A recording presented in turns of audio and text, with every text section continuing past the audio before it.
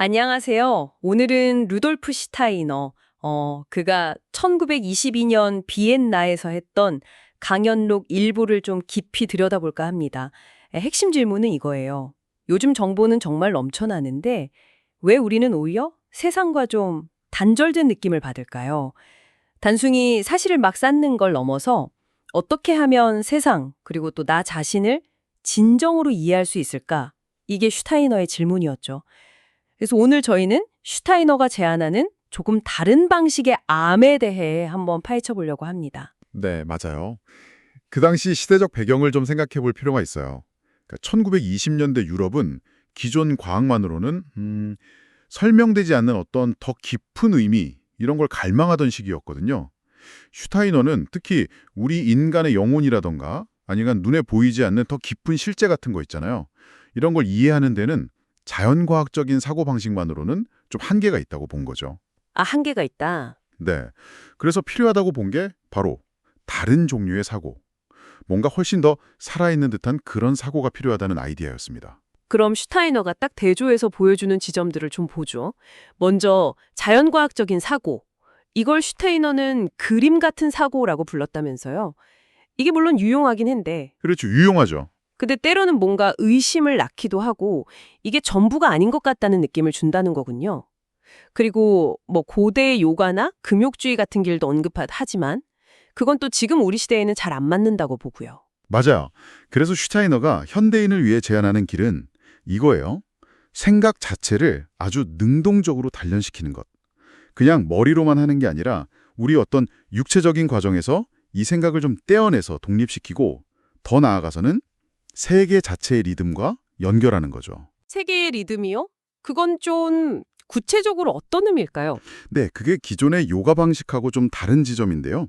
요가는 보통 내면의 호흡 리듬, 그러니까 내 안의 리듬에 생각을 연결했잖아요.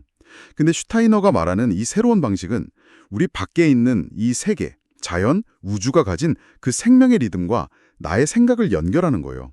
이건 그냥 가만히 앉아서 관찰하는 게 아니라 아주 능동적인 내면의 변화 과정인 셈이죠. 아, 그게 바로 그 유명한 살아있는 사유, 레벤드게스탱켄이군요.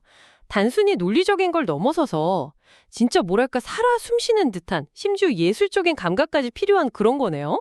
와, 듣기만 해도 좀 차원이 다른 느낌인데요. 괴테 이야기도 하셨는데 아름다움 속에서 자연의 비밀을 직감했다는 그 얘기도 여기에 연결되는 거고요. 정확합니다. 추상적인 개념에 그냥 머물러 있는 게 아니라 생각 자체가 아주 생생하게 살아 움직이면서 현실과 직접 만나는 능력, 뭐 그런 거죠. 여기서 또 흥미로운 게 슈타이너가 동양과 서양의 접근 방식을 비교하는 부분이에요. 네네, 저도 그 부분 되게 인상 깊었어요. 동양적인 방식은 개념들이 딱 고정된 게 아니라 뭐랄까 물처럼 좀 유연하게 흐르고 분리보다는 합일, 사랑 이런 걸 중시하고 개성 같은 게 서양보다는 덜 날카롭게 드러나는 경향이 있다고 봤죠. 그 연꽃 이미지도 잠깐 나오고요. 맞아요. 연꽃. 반면에 서양은 아직 날카롭고 분석적인 개념을 중시하잖아요. 대상을 막 해부하듯이 나누고 그러면서 개인의 자유나 자아의식이 발달하긴 했는데 근데 때로는 그 개념들이 너무 딱딱하게 굳어서 생명력 없는 그냥 이념처럼 되기도 하고요. 여기서 중요한 건 슈타이너가 뭐 동양이 더 낫다, 서양이 더 낫다 이런 얘기를 하려는 게 아니라는 점이에요. 이건 그냥 우열의 문제가 아니라 서로 다른 역사적 단계, 또 의식이 발전해온 과정에서 자연스럽게 나타난 차이라는 거죠. 서양식의 그 명확한 개념 설정이 때로는 좀 차갑고 추상적으로 보일 수도 있잖아요. 하지만 그게 있었기 때문에 현대적인 의미의 개인, 자유, 이런 자아의식이 가능했다는 거예요. 아, 필요악까진 아니더라도 필요한 과정이었다. 그렇죠. 다만 이제 우리 시대의 과제는 뭐냐. 그렇게 날카롭게 벼려놓은 개념들에 다시 생명과 정신을 불어넣는 것이다. 이렇게 본 거죠. 특히 요즘처럼 복잡한 사회 현실을 제대로 이해하려면 그냥 교과서에 나오는 딱딱한 정의 말고요. 유연하고 살아 움직이는 아이디어, 그러니까 살아있는 개념, 레벤디게 베그리프가 필요하다고 강조했어요. 자, 그럼 오늘 이야기 한번 정리를 좀 해볼까요? 슈타이너는 우리가 세상을 진짜로 이해하려면 그냥 보통의 과학적 사고방식, 그걸 넘어서는 살아있는 사유를 길러야 한다고 제안했고요. 그리고 동양의 좀 흐르는 듯한 접근 방식과 서양의 분석적인 접근 방식, 이 두 가지 다른 삶의 방식을 다 알고 이해하는 게 중요하다. 이렇게 봤습니다. 자, 그렇다면 이 이야기가 지금 이걸 듣고 계신 바로 당신에게는 어떤 울림을 주는지요? 마지막으로 아주 흥미로운 생각거리 하나를 던져볼게요. 슈타이너에 따르면요. 진짜 자기 자신을 아는 것, 그러니까 자기 인식이 그냥 내면만 들여다보는 성찰에서 오는 게 아니라는 거예요.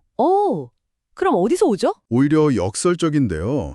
이 살아있는 사유를 통해서 세상에 깊이 몰입할 때, 그럴 때 비로소 나를 알게 된다는 거죠. 또 반대로 내면 아주 깊숙이 탐험하다 보면 세계의 기억 같은 걸 만나게 되고 그게 결국 세계 전체에 대한 인식으로 이어진다고도 하고요. 와, 결국 자기 인식과 세계 인식이 따로 노는 게 아니라 아주 역동적으로 서로 얽혀 있다는 이야기입니다. 정말 마지막까지 생각할 거리를 던져주시네요. 그렇다면 혹시 이 슈타이너가 말한 살아있는 사유를 우리가 다시 좀 일깨우고 발전시킨다면 그게 오늘날 우리가 많이 느끼는 것 같아요. 머리로 아는 지식하고 실제 삶의 경험 사이에 어떤 간극 같은 거 있잖아요. 네네, 있죠. 혹은 서로 다른 문화나 가치관 사이의 깊은 골 같은 것들. 이런 걸 메우는데 혹시 어떤 실마리가 될 수 있지 않을까? 그런 생각이 드네요. 한 번쯤 깊이 고민해 볼 만한 질문인 것 같습니다.